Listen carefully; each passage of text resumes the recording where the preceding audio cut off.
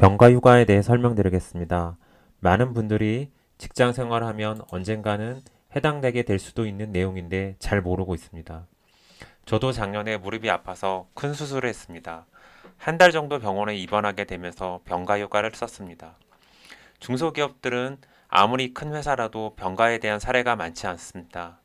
장기간 아프게 되면 근로자는 사직을 해서 치료를 한 다음에 다시 직장을 구해야 할지 아니면 지금 다니는 직장에서 병가휴가를 쓸 수 있는지 고민을 해야 합니다. 회사 입장에서는 근로자가 병가를 써야 한다고 하면 좋아하지 않는 경우가 대부분입니다. 일주일 정도야 기존 직원들이 조금씩 도와서 백업이 가능하겠지만 몇 달을 비우게 된다면 같이 일하는 동료들에게 피해가 갈 수도 있습니다. 장기화된다면 회사는 대체 인력의 추가 고용을 생각해야 합니다. 중소기업은 인력의 수급이 매우 타이트합니다. 병가 갔던 직원이 다시 복귀하면 추가 고용했던 인력이 유휴 인력으로 될 수가 있습니다. 고용노동부의 질의회신 사례를 보겠습니다. 고용노동부 홈페이지에 병가를 검색해보면 이 건 딱 한 개 있습니다. 병가 사용 시 무급인지 유급인지에 대한 내용입니다. 내용을 살펴보면 병가는 근로기준법에 규정되어 있지 않습니다. 병가는 회사 자체적인 내규 또는 취업 규칙에 규정되어 있는 경우에 사용할 수 있고 만약에 없다면 병가가 자체 규정이 없다면 병가를 사용할 수 없습니다. 아픈데 병가 규정이 없다면 근로자는 차선책으로 연차를 소진해야 합니다. 병가 기간 중 유급인지 무급인지 여부는 취업 규칙 등 내규에 따릅니다. 회사 자체의 규정에 무급이라고 되어 있으면 무급으로 하고 유급으로 되어 있으면 유급으로 합니다.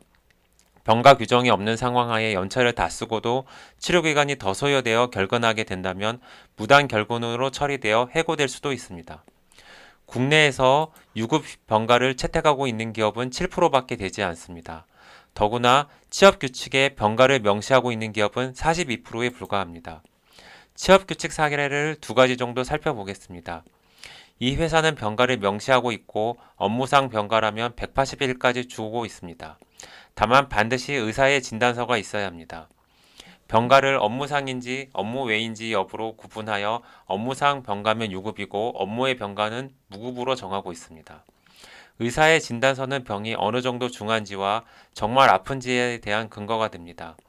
그냥 쉬고 싶어서 병가를 내는 건 병가에 해당되지 않습니다. 업무상으로 병가를 내는지 아닌지의 여부는 경영자 또는 부서장이 정합니다.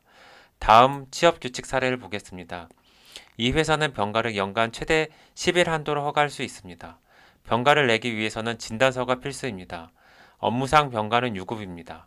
업무의 병가라면 무급이나 대표이사 결정으로 통상급여의 50%까지 지급할 수 있습니다. 요약해서 말씀드리겠습니다.